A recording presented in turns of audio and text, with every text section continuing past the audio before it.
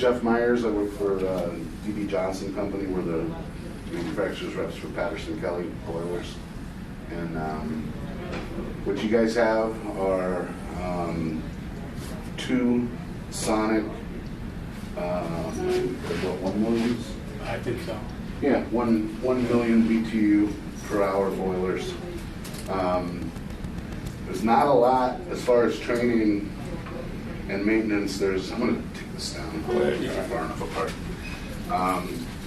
As far as operation-wise, you really shouldn't have to do much with them. In fact, it's better off if you don't do a whole lot, especially anything with the operation, because our boilers are designed to be totally on their own or to be totally dependent on the building control system.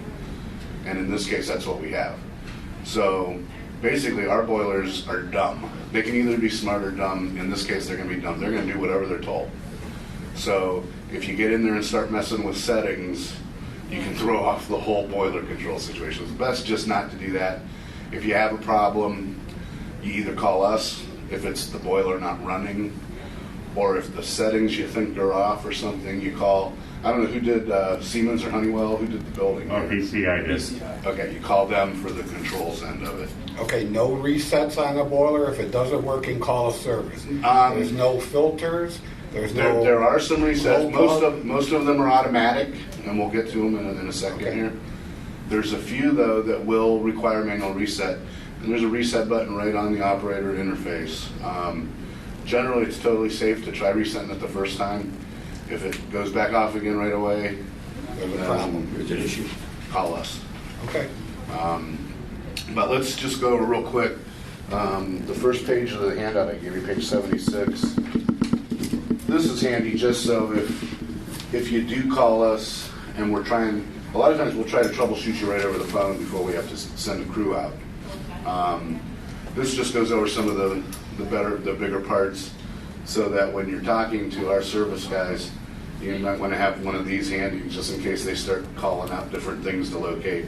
There's a pretty easy way to do it. The first page is really the major parts. You got the heat exchanger, you got your blower and burner, cabinet.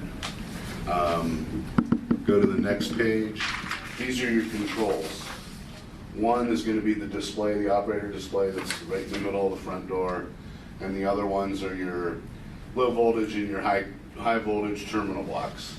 Again, you shouldn't have to ever touch those. If you ever see a wire that's not connected or maybe fell out or something, then you might want to get into it, call us, and come out. But if a wire falls out, the boiler will probably act up on you, and that's pretty rare to happen. How rare is it when the fuses blow? Very rare. This shows basically the heat exchanger and the incoming and outgoing water connections. Item 5 is your flow switch. That's part of the permissives to let the boiler fire. If that flow switch is not seeing, it's a paddle type, if it doesn't see enough flow, it's going to not let the boiler fire. That's really about it on this one. This is the gas system. You got your burner, your blower, main gas valve, the shut off and control valve. If we do have any boiler problems, it's pretty rare on these. They usually go in there and you don't have a whole lot of problems. If you do get error messages, it'll probably be for flame failures. Either gas supply pressure issues, too high, too low, fluctuating, but also flame sensors can get dirty. And even though you have a perfectly good flame, the flame sensor sitting there going, I don't see a flame, so it shuts it down. That can be easily cleaned, should be replaced from time to time. And as part of your maintenance, we recommend you have us out, I would say at the beginning, at least the first couple years on a yearly to go over it. And then have your guys watch what our guys do. Because on the yearly maintenance stuff, it's nothing proprietary. It's mostly just cleaning, but if you kind of watch them a couple times, you can do it yourself, really. This is the water quality standards for the boiler. This should be given to your water treatment supplier, chemical supplier. This is posted in the mechanical room on the wall. Okay.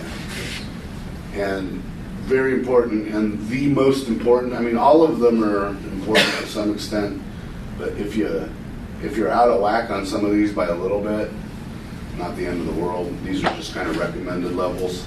But the thing you really want to pay attention to is that first one, pH. This is a condensing boiler, which means it's going to run at low enough temperatures that the flue gas is going to condense, that water is going to come down into it, and that water is extremely acidic. And it will eat a heat exchanger and your bottom pan. It'll eat everything very quickly. And everybody thinks, oh, I got a stainless boiler, I don't have to worry about corrosion. That's not true.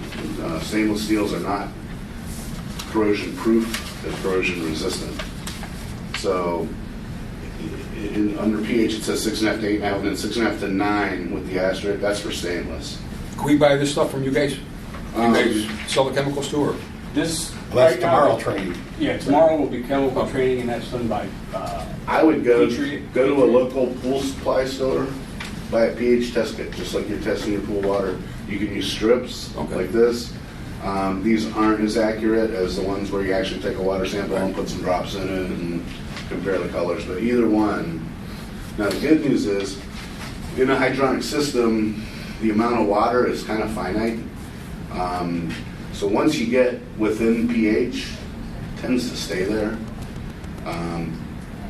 Over a period of time, it can drift up a little bit depending on what kind of a lot of the chemicals that your chemical guy will put in tend to be on the high alkaline, this high side of the scale.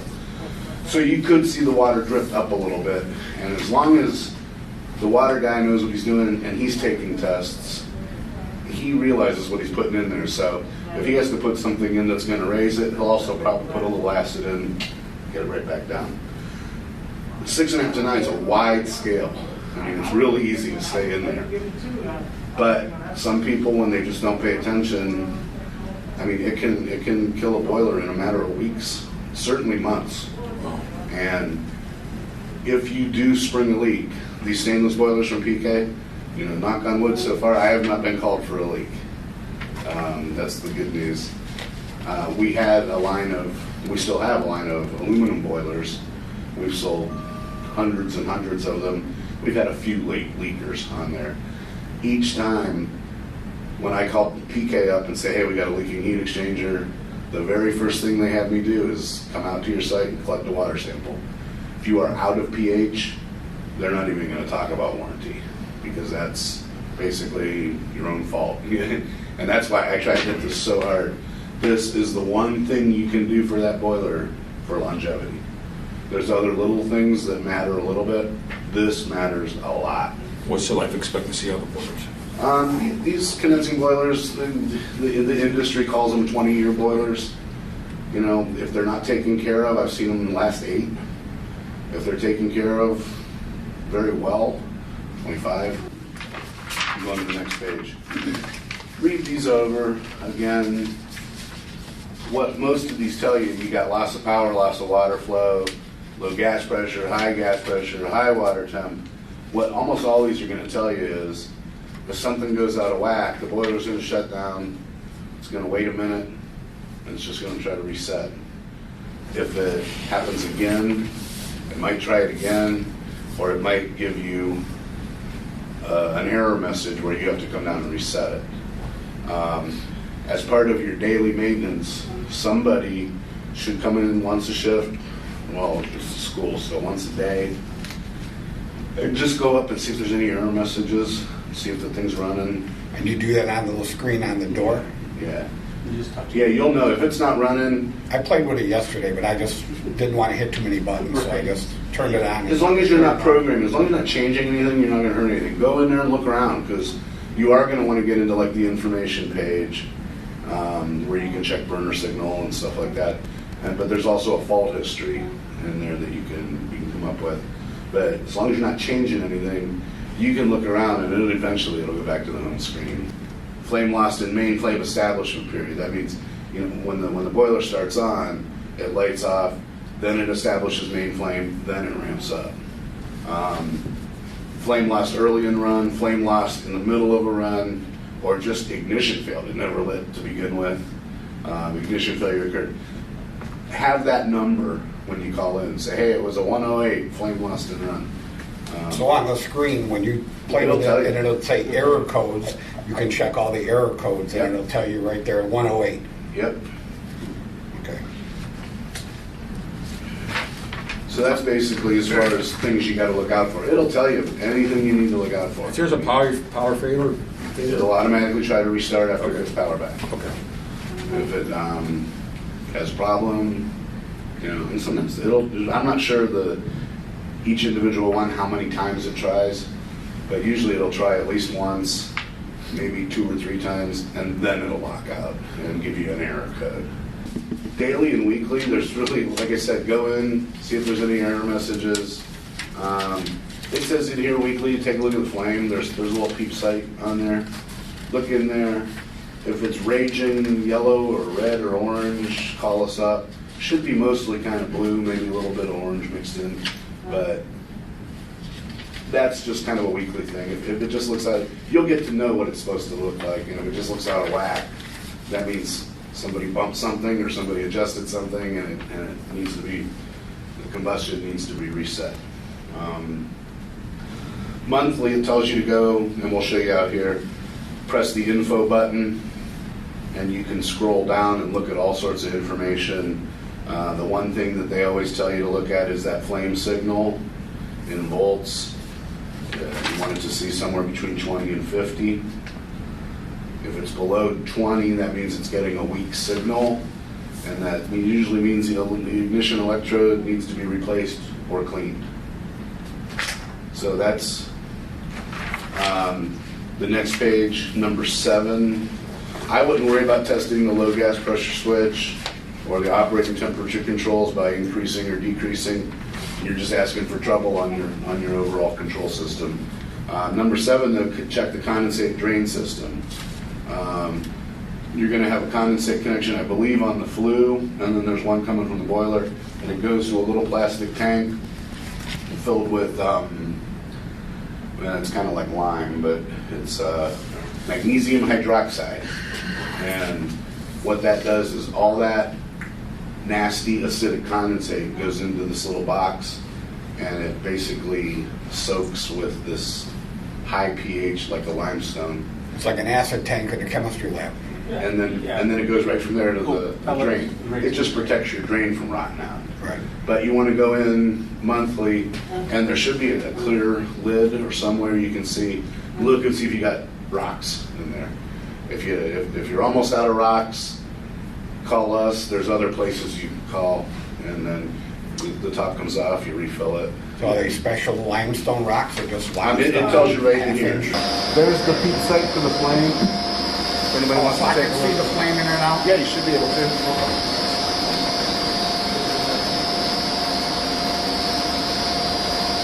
Okay, I see. You gotta look off to the corner to see it? it's yeah. Okay. You can see the red because it's hot, and then you can see the blue. Gotta come and look at 9 o'clock. There's all sorts of stuff. You can go down and look. Outlet temperature, inlet temperature. Okay, what did you push for that info? Yeah. Okay, I'm gonna do this one later. Explain what that Okay. You gotta give it a minute. There you go. And you can scroll up and down with your finger. So what's burner cycles? That's how many times? How many times it's been called off and on? Since installation. Yeah. And the reason that's interesting is they want to set the operation up so that you think of it this way. Think of the building as when it needs some heat. Think of it as water in a bucket. It might need a tablespoonful of heat.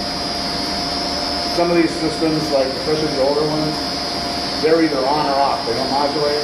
So when you turn them on, instead of throwing a tablespoon of heat in, it throws a cup of heat. Too much, it shuts the boiler down. And then you gotta wait till the temperature of the building comes down. Are these working outside thermostats? They do through the BAS.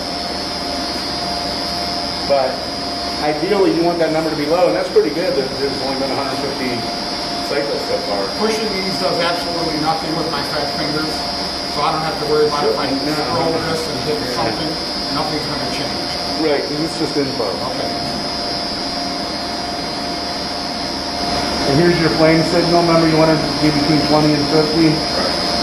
We're 28 right now, so we're fine. I don't know what's that So mean. where is that foot? That's farther down? Just keep going.